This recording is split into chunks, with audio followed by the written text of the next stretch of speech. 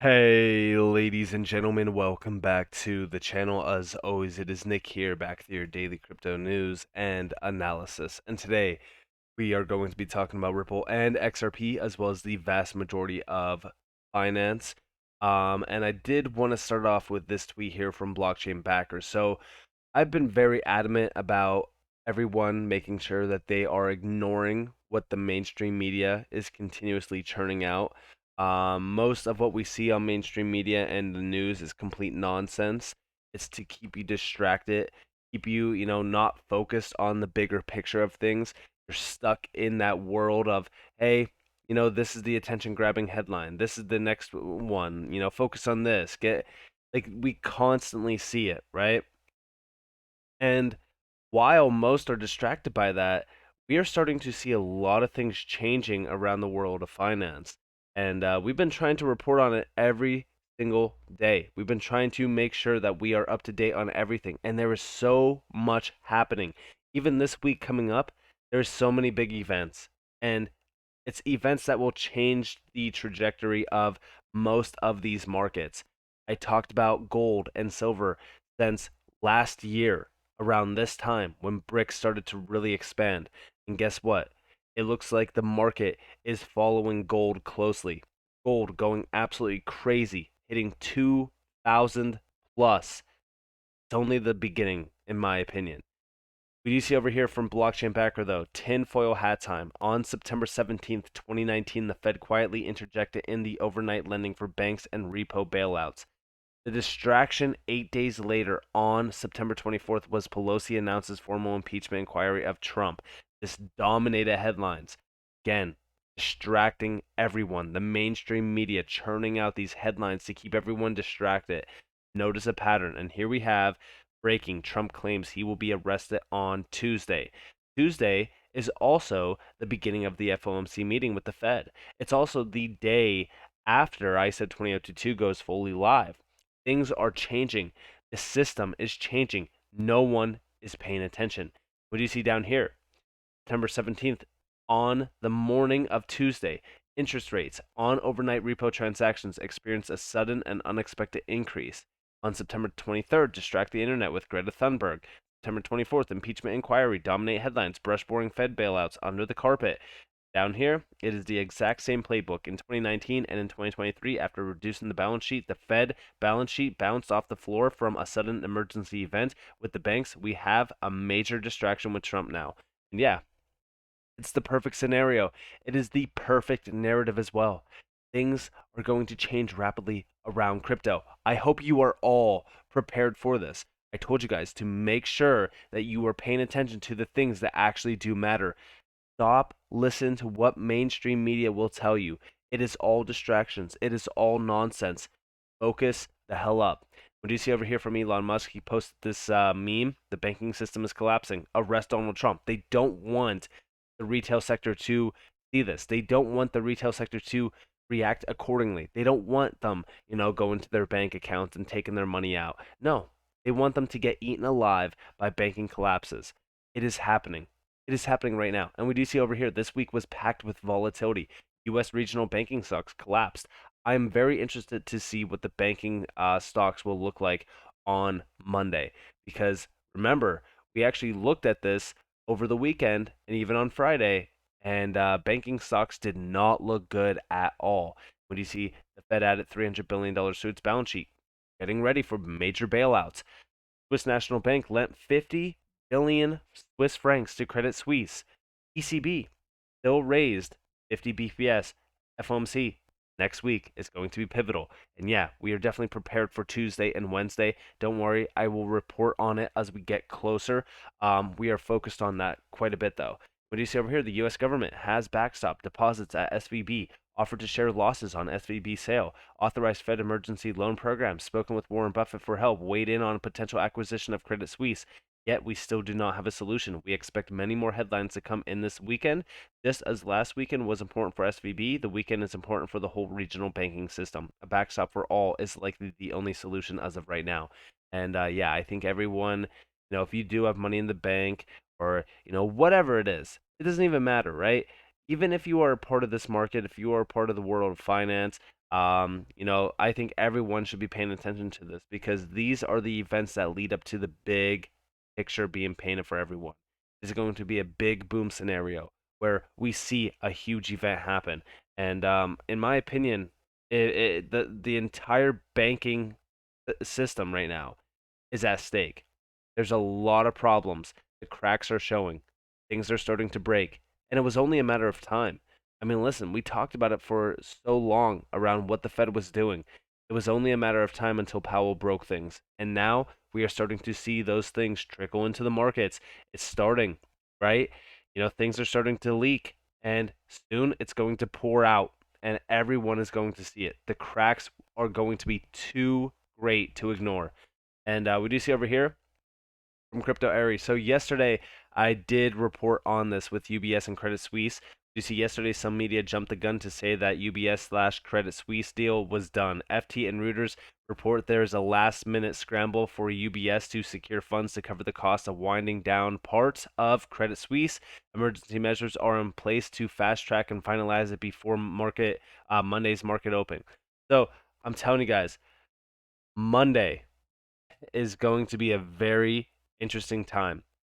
I know that a lot of people were actually saying that it could be a Black Swan event on Monday. I don't know if that's the case, but I will say with the events that we are seeing, with the distractions piling up already, I would not be surprised if Monday was very bearish for the traditional world. And that does not mean that crypto is going to be bearish. I've said it time and time again that we have the perfect narrative. We have a historical moment in time where Bitcoin, for the first time in its entirety, is in a place where it's going to be tested in terms of its original concept. So it's going to be very interesting to see how crypto really is against this event. If we are resilient and if we are going to follow gold, then I do believe that crypto could be a safe haven outside of the banking sector collapsing. But we have to make sure that we are vigilant, that we are prepared for either scenario, that we are making sure to take profits when profits are looking very good. Because guess what? You don't know what could happen next. You never know. But we do see over here from John E. Deaton, Contagion, Silvergate, SVB, Signature, First Republic, Credit Suisse, 186 similar banks. In a matter of days, the Fed erased half, $300 billion of the QT it implemented during the last year. I believe this will be Bitcoin's moment when history books are written. And yes, I 100% believe so as well. And here we have the FedNow Instant Real-Time Payment Service going live in July. Zero acknowledgement that the speed of settlement will increase bank run risk inherently. They don't get it yet. And yeah, this could be a major accelerant to bank runs. The FedNow service. Listen closely to what Caitlin Long is saying here. And if you look at the balance sheets of the banks, virtually none of them are sitting on enough cash to back demand deposits that can be withdrawn at the speed of minutes now. So here's the thing. It used to be you had to go to a bank branch and fill out a paper form to make a bank withdrawal. Now you can do it on your phone. What's interesting is that the bank regulators have for a long time hated the most tech forward banks. They like the concept that everything has to be analog because it slows everything down. Just yesterday, the Fed confirmed that FedNow, which is the new payment system that is ultimately going to replace FedWire, is coming online in July. And it's a 24/7, 365 system. And there was a lot of information in the press release about the testing requirements that the banks that are going to be rolling it out in July will have to comply with. There was zero acknowledgement that the speed of money movement is going to increase inherently when you get a real-time system. So we were talking about how long it takes for you to put the payment instruction in, analog versus online banking or API. But now there's also speed up of settlement once the instruction is received by the bank. And that is going to be real time. Now, FedNow only limits you to $100,000 at a time. But $100,000 at a time equals increased bank run risk inherently. And I was floored that the Fed said nothing in that press release about requiring the banks that are going to be offering FedNow to hold more liquidity. It means they don't get it yet. So yeah, this is all about liquidity as well. And it's funny because we've talked about this. In fact, we've actually talked about why XRP would be the perfect scenario for this. The solution is already here. On-demand liquidity. FedNow. So I've seen a lot of people talking about Cypherium. Full transparency, I don't trust Cypherium at all. I actually don't like the project. I looked into it. Looks very suspicious to me. Um, but as we do look at XRP and as we look at FedNow, they 100%, without a doubt, need a liquidity solution. Who has been developing, designing, planning, testing, utilizing, and ultimately fighting towards allowing something like this to be realized in? Ripple with XRP. On demand liquidity has been tested, it's been around. Major corporations, businesses, institutions, etc., have utilized it in the past. And here we are in the US at a standstill with regulators, while we see a system like FedNow going live in July that could ultimately, and I mean it could change everything. It could ultimately destroy the entire banking system. It could cause a 2008 like scenario if we are not already there. Because when we take a look at $100,000 moving in a very, very fast way, and you do not have the liquidity to back it up, bank runs will happen. And it's not just going to be one, not going to be two, it's going to be every single major bank tied to the FedNow service.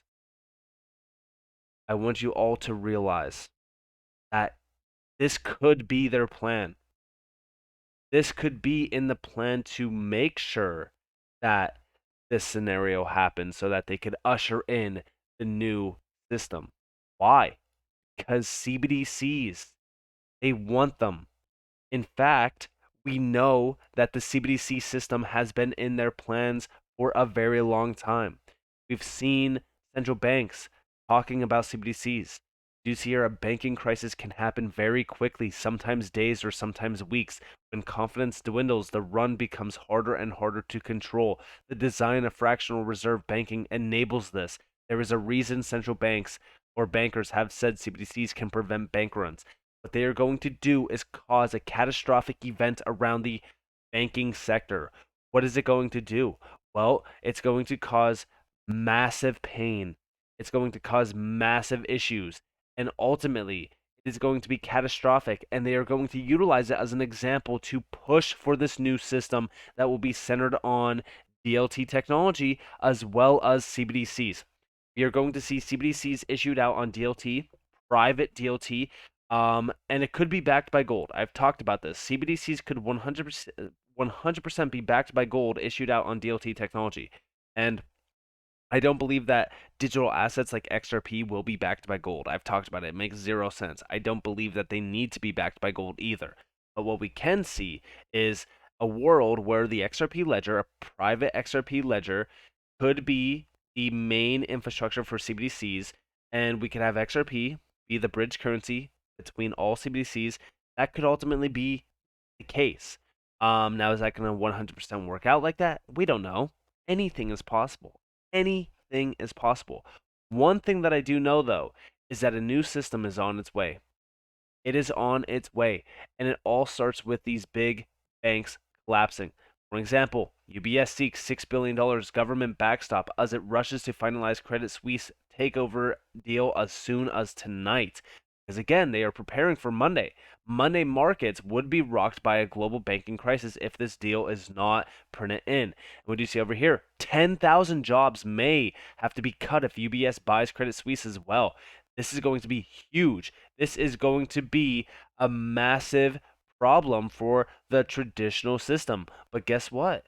For crypto, for all of crypto, this is actually very bullish. It is, whether you like it or not. Most people are going to frantically choose to jump into anything to protect their capital. And again, back in March of 2020, we've seen a lot of people turn to crypto, turn to gold, silver, stocks, etc. And we do see over here as well Credit Suisse to hold weekend meetings to assess scenarios. Credit Suisse CFO teams being called up to work over the weekend to clean out their desk. And also, just so you guys know, this, most people did not even report on this. A large number, greater than 20, of the private jets landed in Omaha yesterday afternoon. Jets flew from headquarters of regional banks, ski resorts, and even DC. Did Warren Buffett just fly all the regional bank CEOs into Omaha and offer a deal to save the banks? It is 100% possible. 100% possible. And I want you guys to understand that big bailouts are going to happen. And they're going to try to protect this banking sector as much as they possibly can. But I don't think that this time around is going to be as easy as it was in 2008. I think that the spillover effects are far too great, and I do think that the traditional world of financing is dying.